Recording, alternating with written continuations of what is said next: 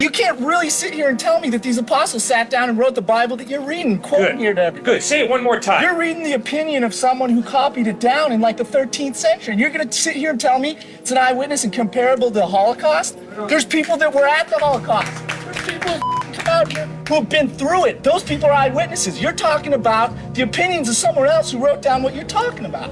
That's ridiculous. You can't even compare the two. So when were the Gospels written? The Holocaust? When were the Gospels written? There was live accounts of that.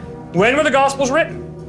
The first was written, I'm sure, a long time ago, but the Bible you quote was recopied in like the 13th century by the Europeans. Really? Is that wrong? Am I wrong? Oh. By King James, yeah. Oh. So is that what we base our New Testament on today, the King James Version? Is that your point? That's what I thought. Well, who told you that, or how'd you learn that? No, okay, so answer me. So this is direct quote. You're giving me the word of God right out of Jesus' mouth.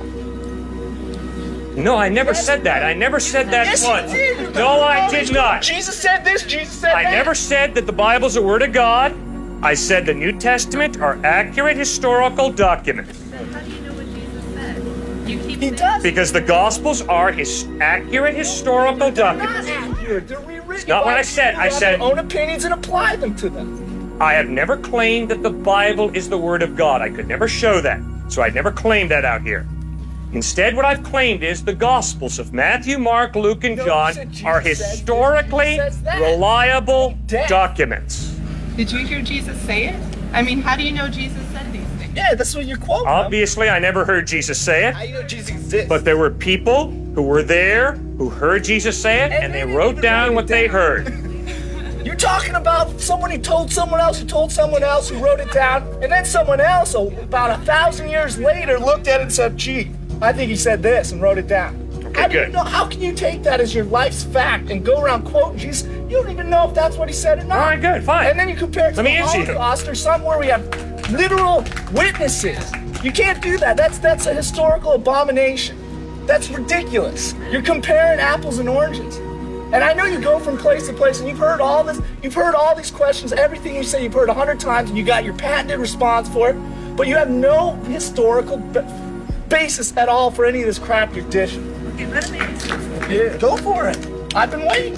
The Gospels that we have in English today Okay. have nothing to do with the Latin Vulgate in the 13th century. Okay.